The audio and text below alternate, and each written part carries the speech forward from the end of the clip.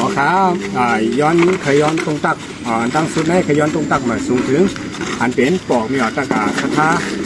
วัดม่อนเขาตั้งหมดตั้งเสงกันเนาะที่วัดม่อนเขาเนี่ยก็เลยมีคือตั้งหลีเสเลยมีลองตั้งดีตอนตาสิ่งแวดล้อมตอนตาในโลกากำเผาค่ะที่อำไม้อำห้อนในครับเนาะในที่วัดม่อนเขาค่ะในก็ที่เฮ็ดอยู่การเมี่ยวนึ่งเขาค่ะที่เอาอันเป็นที่เป็นกล่องที่เป็นพลาสติกค่ะเนาะที่เป็นพลาสติกเขาค่ะที่เอามาเฮ็ดเป็นหมากอุดตอนตาสร้างวัดสังวาวัดม่อนเขาค่ะในครับเนาะก็ขย้อนผิดบอกถึงที่ปอกเมี่ยวตะกาวเขากูก็กูกวนสังว่า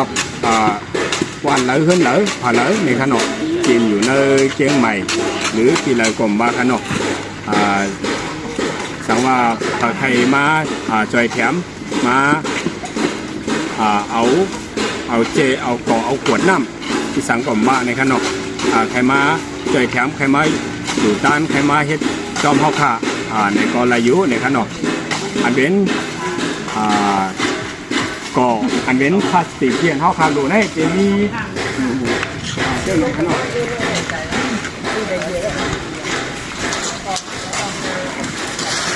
นี่ค่ะอันนี้เป็นพอทงเจก่อเกียนเท่าคาทงเจก่อ2 มื้อทงเซลในขนมเพราะคนเมืองคนไทยเขาเรียกว่าเป็นทงเซลเขาคาเตเฮ็ดจะมีอยู่3 เมี้ยวขนมอันนี้ก็จะเป็นทรงเซลสังวาปองเนี่ยตะกาวเขาไข่มาโฮมหอมจะมาขาดเฮ็ดมาอุดมาอุดพลาสติกมาอุดอีพลาสติกนี่ครับเนาะอีพลาสติกเอาพลาสติกเอาเป็นอันเป็นก่อเป็นอย่างไรเอามาเฮ็ดเป็นมาอุดนี่ครับเนาะมาเฮ็ดเป็นอิฐนี่ครับนี่จะมีอยู่3 เมี้ยวเมี้ยวหนึ่งได้จะเป็นไอทงเซลทงตีนเข้าขาใส่ข้าวใส่พักซึ่งวันนั้นขนมสังวาปองเดียวตะกาวเขาแข่งกันมาโฮมเจ้ามาขาเนี่ยก็อันเป็นถุงพลาสติกถุงอันอ้วนๆถุงก่อถุงเซลเนี่ยขนมให้ตัดเป็นชิ้นเป็นอันจังไหนเป็นพูดให้ไหนขนมเอามาปั่นที่วัดในก็ไล่ในขนมอันเป็นจะสั่งแลตั้งจะสั่งเข้าขาที่วัดบ่อในตีเฮ็ดเป็นหมกอุดจนต่างสร้างวัดสังว่าที่วัดมอนเฮาขาเนี่ยครับอันเป็นแถวเมี้ยวหนึ่งอันนี้ซ้ำจะเป็นขวดน้ำจะเป็นเตาน้ำครับเนาะอันนี้จะเป็นขวดน้ำอันนี้เป็นอันที่2จะเป็นขวดน้ำเตาน้ำอันนี้ก็เขาขาดจะแก๊สเป็นป๊อดให้ไหนครับเนาะแก๊สเป็นป๊อดให้ไหนนะมาช่วยจำนี่ของกำลังนี่แหละนะครับจะเป็นสีแก๊สเป็นชิ้นเป็นป๊อดให้ไหนครับเนาะอันนี้ก่อนเขาขาดเดียวในกลางตั้งกลางขวดมันละลายไว้ไหนครับเนาะอันนี้ก็จะเป็นเมี่ยวที่2อันนี้ก็จะเป็นแก๊สเป็นชิ้นที่ไหนอันนี้ซ้ำจะเป็นโกนเตาน้ำโกนขวดน้ำแล้วก็ปากมันโกนเตาน้ำโกนขวดน้ำแล้วก็ปากมันครับเนาะอันนี้ก็เขาขาดไว้ไว้ทางทีแล้วก็ปลาห่มมันเหอันนี้จะไว้จ้องกันก็เอาผมเนี่ยตะกาสะเท้าเขาใครเอามาอยู่ด้านแถวมาโฮมจอมเขาค่ะตาเตเฮ็ดมาอุดตาเตเฮ็ดมาอุดตาเตเฮ็ดอิฐตอนตาสร้างว่าวันเขาค่ะเนี่ยก็เอามาโฮมจอมเขาค่ะเลยอยู่ก้อยหนาก่อนผมเนี่ยตะกาเขาเดี๋ยวมานั่นใครย้อนหาผมเนี่ยตะกาเขาว่าให้แก๊สเทก่อนจองไก่เอามาเนี่ยครับเนาะให้แก๊สมันจึงเหรอเนี่ยอันแก๊สแยกแก๊สแล้วก็เอาไว้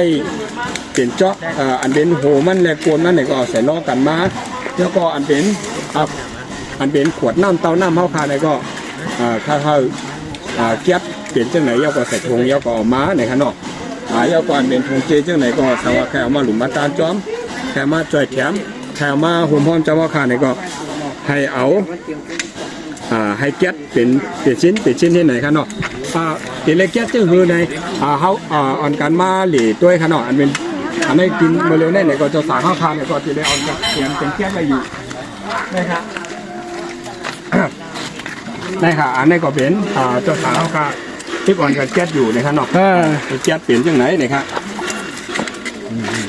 ให้แก๊สเป็นชิ้นเป็นป๊อตที่ไหนครับเนาะนะให้จังไหนฮะที่เป็นจังไหนครับเนาะที่แก๊สที่ไหนนะครับอันเป็น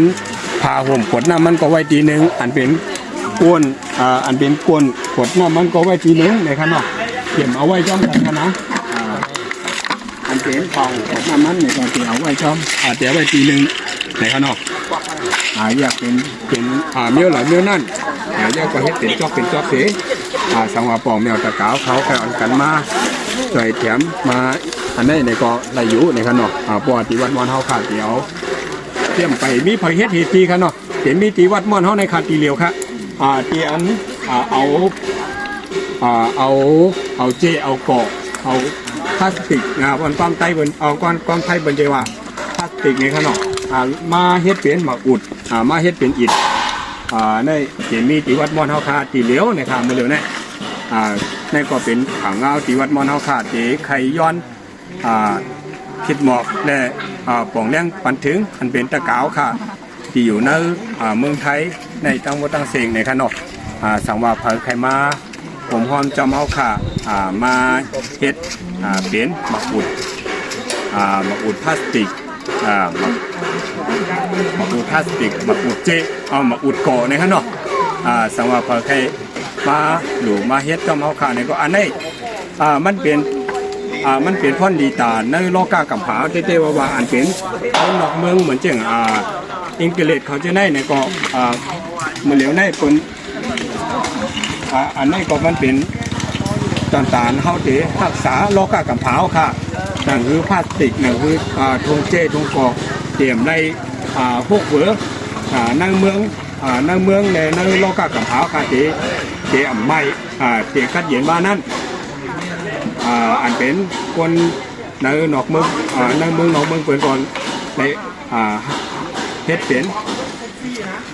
เสร็จแล้วจึงเนี่ยมันเป็นตอนจากที่รักษาในโลกากำเผาค่ะหรือมันเต็มข้อหนูไม้ในขณะเนาะอันเป็นพลาสติกทงเจทงก่อมันเจยอมลงเพราะว่า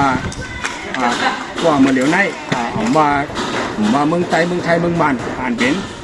ทงเจพลาสติกมันทงเจทงก่ออันเป็นทงเจทงก่อพลาสติกกูเมียวมันมีหนำหนาอาลามันล้วนเลือหนาอาลาผมว่าเมืองหลายกอบมันเปลี่ยนปัญหาโลกากำเผาที่ว่าในขนมอันนี้ก็เอาคาว่นหาลายแก่มันหนังหือทงเจทงก่อเนื้อโลกากำเผาคาถึงยอมลงเข้าคาในก็เลยอ่อนกันมาเฮ็ดเอาเฮ็ดเป็นหมักอุดในขนมเอาเฮ็ดเป็นหมักอุด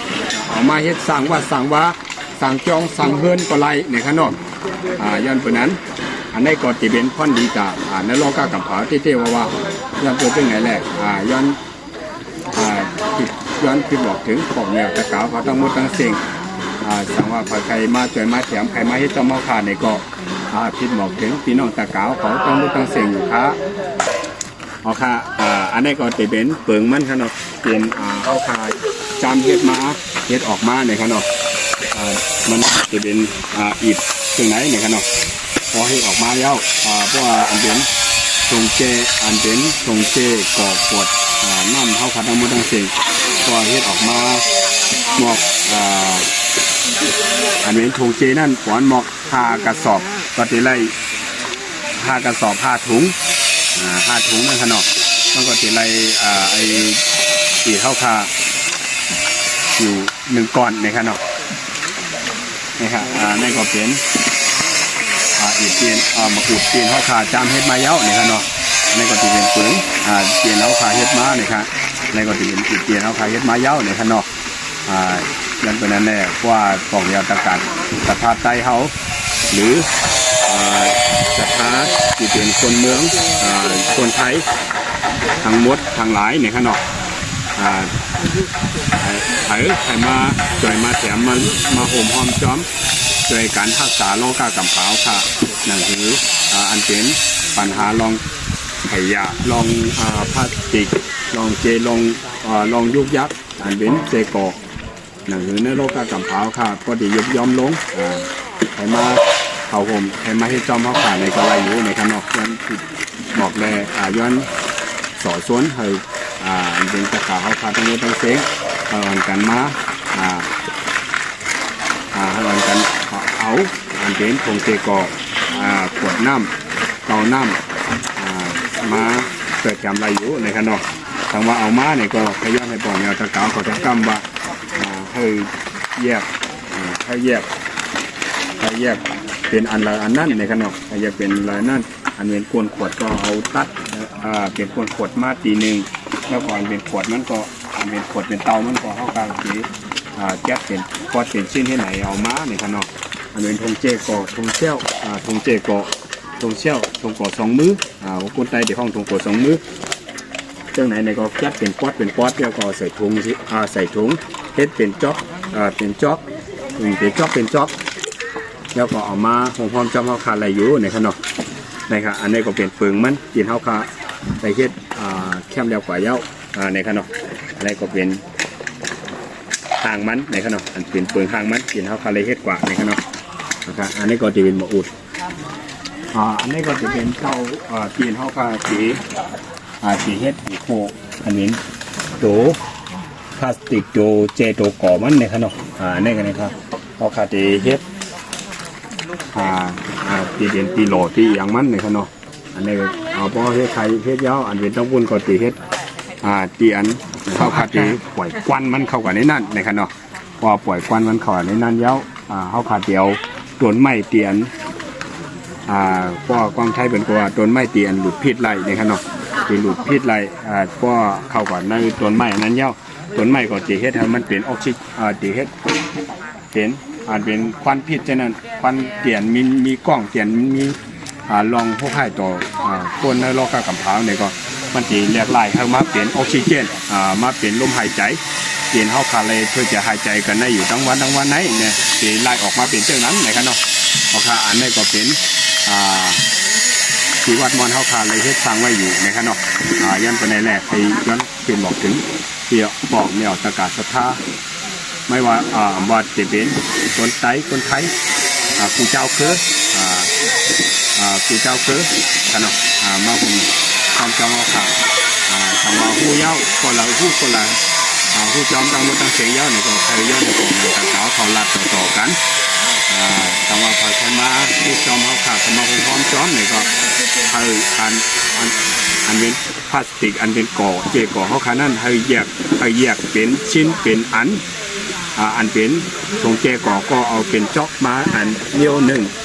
เย้าก็อันเป็นขวดน้ำเตาน้ำก็อันเป็นเตาน้ำที่เป็นก้นขวดกับก้นขวดตั้งผ่าขวดนั่นก็เอาแยกมาเป็นอันหนึ่งที่ไหนแก๊สเป็นเหมือนอย่างเจ้าสารเอาคาเช็ดไว้เนี่ยครับเนาะเอาคา